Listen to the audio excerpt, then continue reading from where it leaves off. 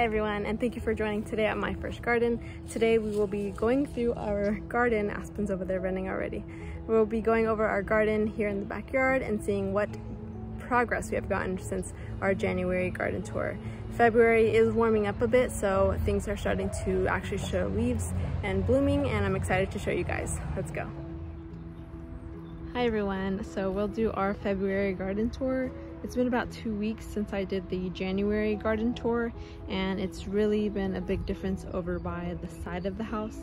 Right now here it looks like the bougainvillea is growing larger than what it was just 2 weeks ago. This is like probably the size of my head. Look at that, all those brackets. And some more over here.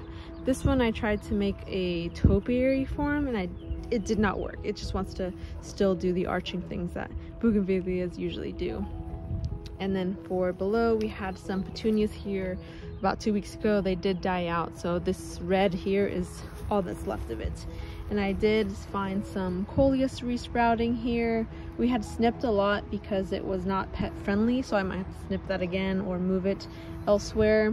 There's some like seed saplings growing. I try to pull those out when I see them. So yeah, this viola, or this one's also a little bit dead. So that petunia has been lasting, so it's really great. We have our morning blue evolvulus.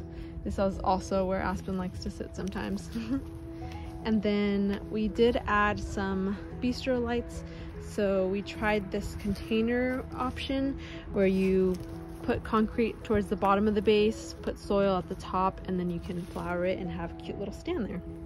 So now we have lights that are going up, and they attach that to the house, and then we can actually have some lighting here in the background because it's pretty dark at night when we try to walk the dog. Was not helpful. So we did that project over the weekend and now have this cute potting container here that I can change seasonally. So right now it's more like a green and white vibe, so that can always be changed. The topiary is doing fine, the grass is doing fine. I did notice that these snapdragons are actually starting to bud up a bit. I did not expect these to bud up. It was just sort of an experiment because it only gets part sun here, really only for like 3 to 4 hours. But they are starting to bud up, so it's good to know for next season that I could actually plant a good area here of snapdragons. Here are some English daisies. I think I thought they were something else in my last garden tour, but I went back and noticed that these are actually English daisies that I thinned. Our Sargent, I think it's Sargent, yeah, Professor Sargent camellia is blooming. These gorgeous double peony style blooms, and a few more back here. And I'm excited to see these flourish because I have a few every now and then. I did cut about 2 branches sort of like this and put them into a little vase inside so I can enjoy them inside as well. Now that they've bloomed, it wouldn't be harming the plant at all. It wouldn't be losing any buds since it's already flowered. I think this one I'll try to snip next and bring that inside. The rest are doing fine. Since it is starting to warm up, I started seeing these. These are our lilies. I think I did a few more in between these two, so it should be about 4 to 5 white lilies. Or hydrangeas. Nothing changed here. Again, I really hope that these do bloom again because they are more of a northern thing, and down here in Florida it's going to be quite a feat to try to get these to grow back. But I'm going to give it a try. I fertilized it in January as well, and I saw some studies that said to fertilize it monthly, so I'm definitely going to do that and keep it well watered. We'll walk back over here. Now here is where we see a big change. Just 2 weeks ago, these magnolias and the chaste tree were just bare stems, literally maybe 1 or 2 leaves popping up, but look how gorgeous that is now. The magnolias, a few have actually bloomed and lost their petals, but these are still showing blooms. Look how gorgeous. Another one here. There is ones that are doing this. I'm not sure what that is, if it's like a seed pod.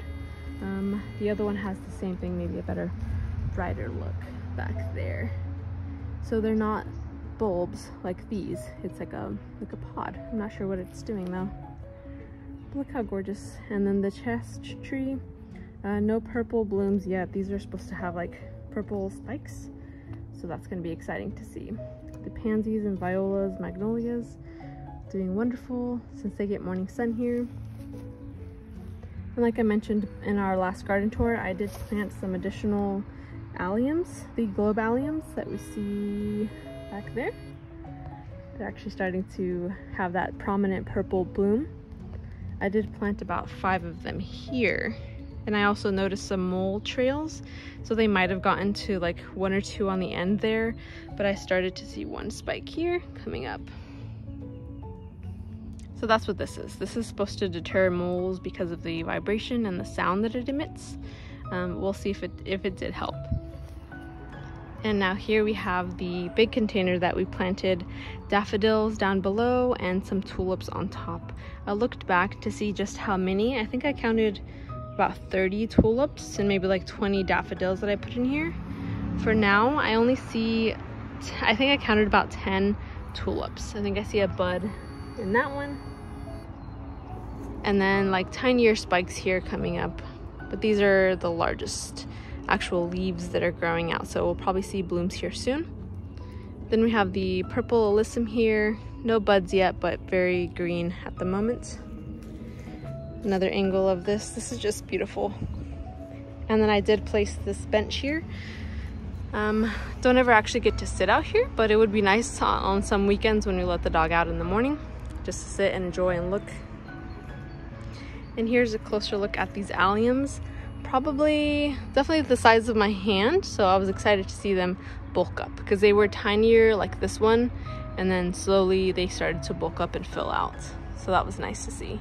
This one is already like spent, so maybe that one just didn't get enough nutrients, or the bulb might have just been smaller. And we have 2 more coming up here. It looks like something got to it, but hopefully I'll see a spike coming up eventually. Pan over to our bulbs here. These are our blue salvia growing in nice. Some English daisies that we grew from seed, and some bluebells as well. Walking over, these are some hawthorns that have white blooms. They are pet friendly, that's why I planted them here. And I think I also read that the roots weren't as harsh, so it could work as a foundation plant. So not to fill it in with a bunch of little items like I did over there. I wanted this to just be like one large hedge here. And I guess this is gonna be like a bonus plant. I'm not sure what it is, but the leaves are coming in really nice, so I don't want to pluck it. It seems like it's going to be a flower or a plant and not just a weed, so this we will track and monitor and see what it really is. And over here we planted some more alliums. There should have been 3. I'm not sure why the other one hasn't come up, but the second one here is just starting to sprout from the ground. This one is additional English daisies and bluebells, so it looks like the bluebells are actually starting to get some height on them. These are the taller ones coming through. And this salvia is loving its life right now. It gets actually less sun than the one in that bowl, but for some reason this one's doing better. And I thought salvia was a full sun plant, but maybe part sun, it does better. So look at these gorgeous large leaves, and we'll start seeing some blue spikes coming soon. And this allium got a lot less sun than the ones across the ways there. So now I know that these probably prefer more sun than they're getting here. Here's the second chest tree. Again, this is purple spikes like this. And they are you have to keep them moist for the first 2 weeks, 8 to 10 feet spacing, 8 to 10 feet height and wide. I could always move these and have this fill in this space here. But for now, since it's smaller, I didn't give it the full 8 feet that it needed. And then here we have some celosia from last year actually germinating on their own. So I'll let those be, and that could fill in after these leaves get I guess more withered and I chop this down. The celosia can come up after that. And now we can walk over to the seed area. I'm not sure if I showed this arch yet, so we got it, I want to say within the week or two. Built it the same night it came in, was super excited. I did add some weather guard protection on it because when it rains here, it sort of just deteriorates everything. So this nice wood arch we created, it's pretty sturdy, as long as we don't put anything heavy. But my goal is to add 2 roses on either end, and they're gonna climb up and make a nice little rose arch. The duration it takes for roses to arch, that I'm not sure. So I'm hoping that within the first year, they can at least go up halfway. If it actually does better than that and reaches all the way to the top, that'd just be even better. But I ordered it from David Austin, and I'll let you guys know whenever that gets delivered, and I'll probably pot them up and then show once it starts to get some good growth on it. For our seed area, these are the Crispedia, yellow Crispedia balls. They're starting to get some more growth as well. Let's see, I have some other seedlings in here because I grew celosia in this bed last year, and I think these are so tiny that they're just going to keep germinating for probably another year or two. And here we have, I forgot the name, but these are growing in really good. Calendula, that's what it is, calendula. And these I want to move and place into the front of our yard because they're getting pretty good growth here. They're probably good enough rooted in to do well on their own in the soil versus in this planter bed. We have some Love in a Mist here, growing in between some carnations that I moved from our other planter bed to here. And I didn't get around to moving these poppies. I still want to do that because I want to see them flourish and have enough area to grow their roots in. But these over here, like we said last time, should be good enough spacing. And I also added some additional tulips. I think 1, 2, 3, 4, 5, 6, 7, 8, 9, 10 here. I did sort of this whole quarter here, so we should see some more, maybe like 1 or 2 here, 1 or 2 here and there, so maybe like a total of 15. Hopefully those bloom as well. I think I see, yeah, like a bud coming up here. So very exciting to actually get to see some tulips coming in. These are double click, and there's about 1, 2, 3, 4, 5, 6.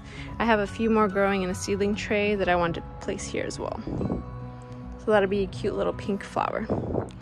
Here I propagated some supertunias, and I'll move that into the basket that we have hanging on the house. Now look at this. Super full, super green. They're all doing so well. No flowers yet, but definitely getting larger and larger by the day.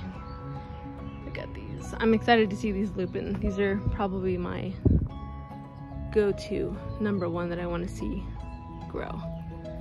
Very lush, very green. Some more calendula. I think it's Pacific Beauty, and then the Princess combination there. The blue bachelor's button, and some more carnations. And I believe this front one are asters. So very full. And I try to fertilize with liquid fertilizer every 3 weeks.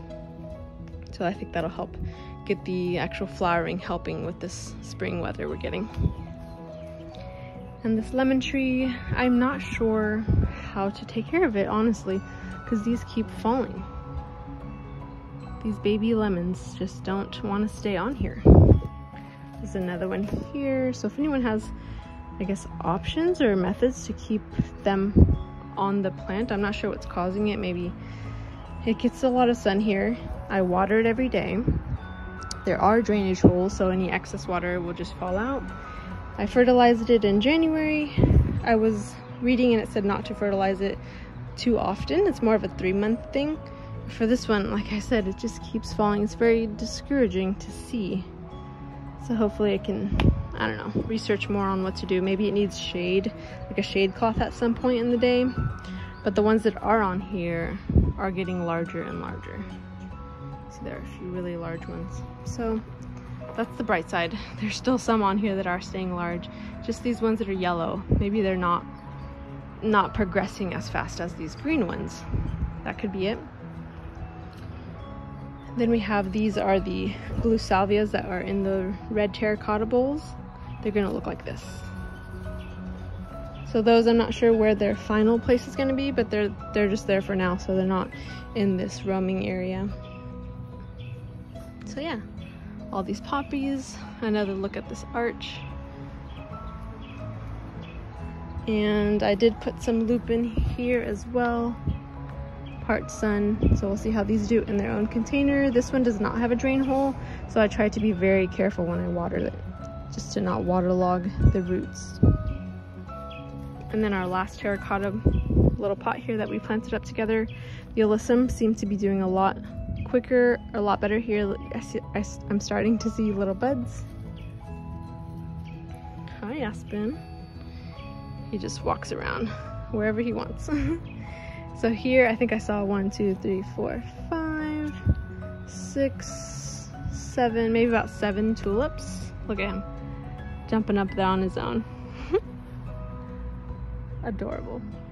So about 7 tulips. This one, I think I also did daffodils at the bottom, and I haven't seen any stems. So maybe in another 2 weeks to 3, we'll start seeing some blooms from the tulips, and then daffodils coming after. We'll keep hope for that one. But yes, definitely growing some leaf growth on those, on that sweet alyssum. This is my favorite view right now. Look at that. Gorgeous. He's over there trotting. And then we have our snapdragons. These, again, 2 weeks ago were just buds, and now I'm getting a lot of blooms. So many. I did keep one on, and I'm gonna try to do that with multiple different color combinations, like this one. I kept this, I called it sunset because it has like a pink and a yellow and a bit of an orange. I did keep it and did not pluck it because I want some seeds from this plant. So I'm starting to see the buds get larger, and then once those dry out, I'll be able to collect the seeds from them. So that's one variety. Another is probably this like fuchsia purple color. I'll try to leave on to collect seeds from. This one has like some red and fuchsia, so one of each color mix I'll try to keep on here so I can collect seeds and do this again next year. So it's a yellow variety. Yeah, so many buds coming through. This one looks like the peach champagne color. And again, these took, I want to say, a little bit over 120 days since we planted these in October, once they were a little bit tall enough to stand on their own from seedlings indoors under our grow lights. So it did take long. I was expecting these to come in a lot sooner, but because when I read the 120 days, I was like, no way, that's way too long. But that seems typical for a lot of these, is 100 to 120 days to bloom, from seedling to germinating them. But you know, it's all a process of patience in gardening. This is another variety of orange and pink. That one maybe also looks nice to keep. This one's more of a white to yellow color. So I'm excited to trim these, make a nice bouquet, but also keep some so I can have seeds for next year. Very nice. Then over here is our hanging baskets. They're doing well, doing the same. This is the one I propagated, so I'll try to plop it in here because that void is there. When I was cleaning it, actually, I trimmed them because they were pretty much down here. That's where I got the stem to propagate in that planter bed.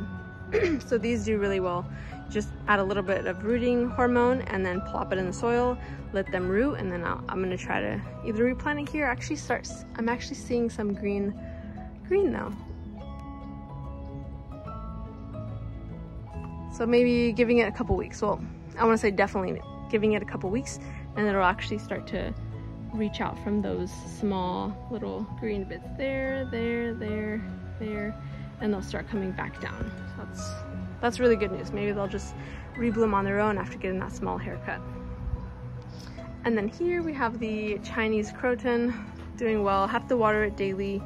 Most likely, like I mentioned a while back, I wanted to get a bigger pot for this because I water it so often. If that's the case, that's what I've heard, is watering too often means that the planter itself needs to be larger. That way you don't have to water so often. So that's still on the list to do.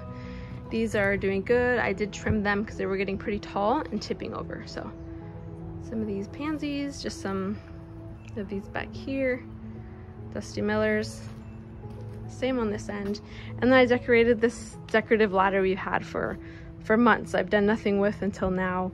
I said, okay, we had a bunch of pumpkins inside. They weren't doing much anymore. And then a bunch of these little potters were just sitting on a table. So I took the time, put some little spare wood planks to make some quote unquote shelvings, and then added the little pumpkins here. So some leftover purple pansies that didn't fit in these containers just yet. So instead of squeezing them in there, I just popped them in their own little container there.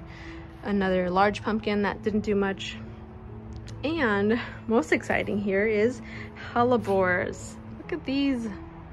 I've been watching videos about Hellebores for a while now and was just searching, hoping here in January, February that I would see some at my local Lowe's, local Home Depot, or the local garden supply stores that we have here. But no, I haven't seen any. And guess where I found these? Over the weekend, we were having brunch and had a long wait time, so we looked across the street and they had a Trader Joe's. So we went over, walked around, and actually saw these in their, where they do their little bouquet sections, you do by the stem, and they had these Hellebores. I picked up 4 of them. The tag says zones 5 to 9, and the person that was there helping me with the price, because it wasn't priced yet, did advise that these are most likely to a zone 6. So he did give me that little tip to say definitely needs full shade because of our hot summers here.